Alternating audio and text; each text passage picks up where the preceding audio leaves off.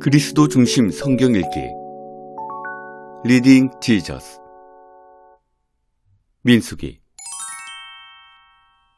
민수기에 들어가며 민수기는 끝없이 이어지는 인구조사 내용으로 시작됩니다. 그래서 많은 사람이 민수기는 읽지 않고 넘기고 싶어 합니다. 특히 숫자를 싫어하는 사람은 더욱 그렇습니다. 이사갈 지파에서 계수된 자는 54,400명이었더라. 민수기 1장 29절. 시작부터 지루하게 느껴지는 민수기를 우리는 어떻게 읽고 이해해야 할까요? 민수기는 출애굽기와 레위기의 연장선에서 쓰인 책입니다. 완성된 성막은 하나님의 영광이 충만하여 모세도 차마 들어갈 수 없었지만 레위기에서 하나님은 회막으로부터 모세를 불러 말씀하셨고 이제는 회막 안에서 모세에게 말씀하십니다. 이스라엘 백성은 시내 광야를 행진하며 약속의 땅 바로 앞까지 나아갑니다. 민수기에는 그 광야의 여정이 담겨 있습니다. 민수기는 하나님의 거룩한 백성으로서 그 숫자까지 조사를 마친 이스라엘 백성이 광야에서 겪은 일에 관한 이야기입니다. 이번 주에는 민수기 전체를 통독하면서 성경 수업을 통해 광야에서 드러난 이스라엘의 불신앙과 그럼에도 언약을 신실하게 지키시는 하나님의 은혜를 살펴보려고 합니다. 이를 통해 하나님의 거룩한 백성이 어떤 존재이며 어떻게 살아가야 할지 함께 생각해 보겠습니다. 레슨 1. 광야에서 민수기를 이해하려면 그 제목부터 살펴봐야 합니다. 민수기의 히브리어 제목은 광야에서입니다. 히브리 성경의 민수기 첫 문장에 나오는 광야에서가 제목이기도 합니다. 민수기는 광야에서 삶을 경험한 이스라엘 백성 이야기입니다. 이미 애굽을 탈출했으나 아직 약속의 땅에는 이르지 못한 그 사이의 삶을 보여줍니다. 시내산에서 출발하여 약속의 땅을 바로 눈앞에 두고 끝나는 민수기는 그 사이에 일어났던 일을 있는 그대로 보여줍니다. 좀 더 깊이 바라보면 민수기는 두 세대 이야기가 나옵니다. 인구조사 대상인 이스라엘의 두 세대가 주인공입니다. 따라서 민수기라는 제목도 틀린 것은 아닙니다. 왜냐하면 백성 수를 세는 것이 민수기 전체 구조에서 중요한 의미를 지니기 때문입니다. 민수기의 구조는 크게 두 세대에 관한 내용으로 구분할 수 있습니다. 첫 세대 이야기는 민수기 1장에서 25장에 나옵니다. 그들은 불신앙, 좌절, 죽음을 대표하는 세대입니다. 약속의 땅 코앞까지 이르렀으나 불신앙으로 인해 약속의 땅에 들어가지 못합니다. 하나님은 그들에게 말씀하십니다. 너희의 시체는 이 광야에 엎드러질 것이요. 하지만 다음 세대인 그 자녀들 앞에는 다른 미래가 놓여 있습니다. 약속을 신실하게 지키시는 하나님은 첫 세대에게 이렇게 말씀하셨습니다. 너희가 사로잡히겠다고 말하던 너희의 유아들은 내가 인도하여 드리리니 그들은 너희가 싫어하던 땅을 보려니와. 민수기 14장 31절. 따라서 민수기 26장에서 인구조사를 한 두 번째 세대는 소망과 생명을 상징하는 세대입니다. 민수기 26장부터 36장 마지막에 이를 때까지 이전 세대와 비교해 크게 나아지는 모습은 없었으나 낙관적 입장에서 그 미래를 바라봅니다. 두 번째 세대 또한 자기 부모가 그랬듯이 하나님의 거룩한 백성으로 살아가야 했습니다. 또한 그들은 여호와께서 자기 선조에게 하신 약속과 선조들이 겪었던 환난을 동일하게 경험합니다. 이제 그들에게 남은 중요한 질문은 순종하여 생명에 이르는 삶을 살 것인가? 아니면 자기 선조들처럼 불순종하여 불신자로 광야에서 흩어질 것인가입니다. 레슨 2. 첫 세대의 불순종과 하나님의 인자하심. 앞서 말했듯이 민수기 1장에서 25장은 애굽을 탈출해서 시내산 아래 모였던 첫 세대에 관한 내용입니다. 그들은 하나님께서 자기 백성을 위해 하신 모든 일을 직접 본 세대입니다. 약속의 땅으로 가기에 앞서서 하나님의 거룩한 백성으로서 인구 조사를 하고 조직화하여 약속의 땅으로 전진합니다. 하나님은 성막을 중심으로 각 지파를 배치하고 레위인과 제사장들이 성막을 둘러싸 보호하여 이스라엘 백성이 거룩하고 정결하게 살도록 하셨습니다. 그리고 여호와께서는 그들이 거하는 진영을 거룩하게 하려고 다양한 규례를 주셨습니다. 그리고 나서 마침내 민수기 10장과 11장에서 백성들의 대행진이 시작됩니다. 하지만 이스라엘 진영의 평화는 얼마 못 가 그들의 불순종으로 위기를 맞습니다. 백성은 계속해서 하나님을 향해 불평을 늘어놓습니다. 민수기 11장에서는 먹을 것에 대해 불평하고 민수기 12장에서는 미리암과 아론이 모세의 리더십에 이의를 제기하며 불평합니다. 그들의 불평 중 최고는 약속의 땅 자체를 좋아하지 않았다는 것입니다.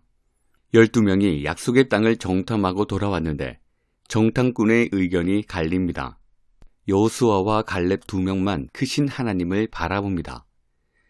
그 둘만 애굽 탈출 때 하나님이 하신 일을 기억하면서 하나님이 함께 하시면 불가능이 없다고 말합니다. 그러나 나머지 정탐꾼 10명은 가나안 땅의 규모와 견고한 성벽 안에 강한 백성을 보고는 그 땅을 차지할 수 없다고 결론 내립니다. 온 회중이 소리를 높여 통곡하며 모세와 아론을 원망합니다. 우리가 애굽 땅에서 죽었거나 이 광야에서 죽었으면 좋았을 것을. 민수기 14장 2절. 그리고 믿음으로 그들을 권면하는 여호수아와 갈렙을 돌로 치려고까지 합니다. 이스라엘 백성은 가나안 사람들 손에 죽을까봐 두려웠습니다. 약속의 땅에서 풍요롭게 살게 하겠다는 하나님의 약속을 믿기보다는 다수 의견을 따르기로 합니다. 그 결과 자신들이 그토록 두려워했던 죽음을 광야에서 맞을 것이라는 선고를 받습니다. 하나님은 그들이 불평한 그대로 광야에서 죽게 하십니다. 하지만 그들의 어리석음과 불순종에도 불구하고 하나님은 그들을 버리지 않으셨습니다. 하나님은 그들 조상 아브라함과 이삭과 야곱에게 한 약속을 신실하게 지키시는 분이기 때문입니다. 하나님은 그들 자손에게 땅을 주고 새로운 세대가 자라나서 불신앙으로 그 땅에 들어가지 못한 손조를 대신할 것이라고 약속하셨습니다. 따라서 민수기 14장에서는 한 세대 전체를 향해 약속의 땅에 들어갈 수 없다고 말씀하시고는 민수기 15장에서는 약속의 땅에 들어간 후에 지키고 따라야 할 전반적인 규례를 가르쳐 주십니다. 특히 민수기 15장 마지막에서는 이스라엘 백성에게 옷자락 끝에 술을 달아 하나님과 그의 계명을 기억하라고 명령하십니다. 이 명령은 모세가 민수기 14장에서 이스라엘 백성을 위해 기도할 때 언급했던 내용이며 언약을 신실하게 지키시는 하나님의 사랑을 뜻합니다. 이스라엘 모든 백성은 옷자락 끝에 단 술을 볼 때마다 하나님의 은혜 안에서 그들의 정체성을 확인하고 거룩하고 존귀한 백성으로 살도록 부름을 받았다는 사실을 기억하게 됩니다. 먼저 그들은 하나님께서 넘치는 은혜를 베푸셔서 애굽에서 구해낸 여호와의 백성이었습니다. 이와 함께 그들은 자신의 의무를 기억해야 했습니다. 하나님께서 그들을 애굽에서 구해내신 이유는 그들을 거룩한 나라와 제사장으로 삼기 위해서였습니다. 이처럼 특권과 의무를 동시에 강조하기 위해 옷자락 끝에 술을 달도록 하셨고 이 이야기는 민수기 15장 전체를 요약해 줍니다. 신실하신 하나님은 불순종한 광야의 첫 세대에게도 여전히 하나님 백성의 정체성을 부여하시고 기억하게 하십니다. 레슨 3. 다시 불순종, 다시 은혜. 불순종과 반역에도 불구하고 하나님은 자비를 베푸십니다. 그러나 이후에도 이스라엘 백성은 계속 불순종합니다. 민수기 16장에서 19장을 보면 첫 세대의 백성이 얼마나 하나님께로 돌이키지 않으려 했는지 잘 알 수 있습니다. 심지어 모세도 아론마저도 불순종한 세대에 속합니다. 그들도 하나님께 불순종했고 그로 인해 약속의 땅에 들어가지 못하고 생을 마감합니다. 민수기 22장에서 24장에 나오는 발람 이야기는 광야에서 눈을 들어 장래에 약속된 복과 소망을 바라보게 합니다.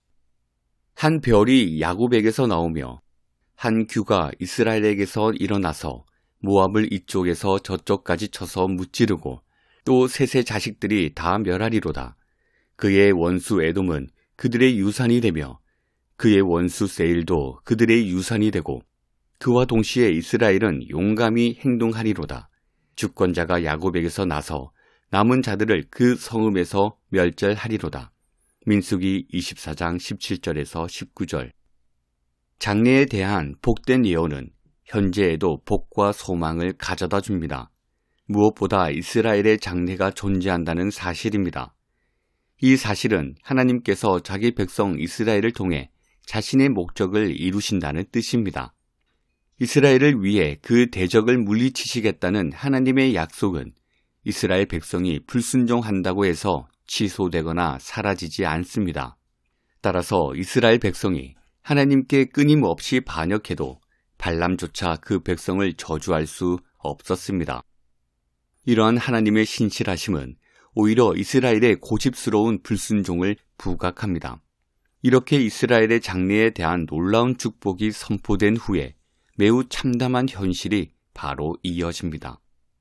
애굽을 탈출한 첫 세대 백성이 미디안 여인들의 유혹에 넘어가 그들의 신인 바알부올에게 절하는 죄를 범하며 또다시 파멸에 이릅니다. 그 죄에 상응하는 하나님의 저주가 이스라엘 백성에게 임합니다.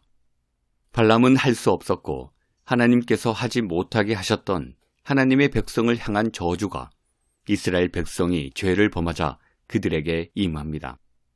그렇다고 모든 게 끝난 것은 아닙니다. 레슨 4. 믿음으로 얻은 유산. 민수기 26장에서는 새로운 세대의 숫자를 지파별로 조사합니다. 민수기 초반에 그 선조의 수를 지파에 따라 조사했던 것과 똑같습니다.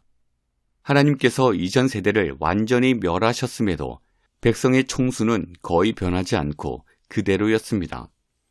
단 민수기 25장에서 지도자가 우상숭배의 죄를 범했던 시므온 지파만은 예외였습니다. 시므온 지파의 수는 현저히 줄어들어 있었습니다.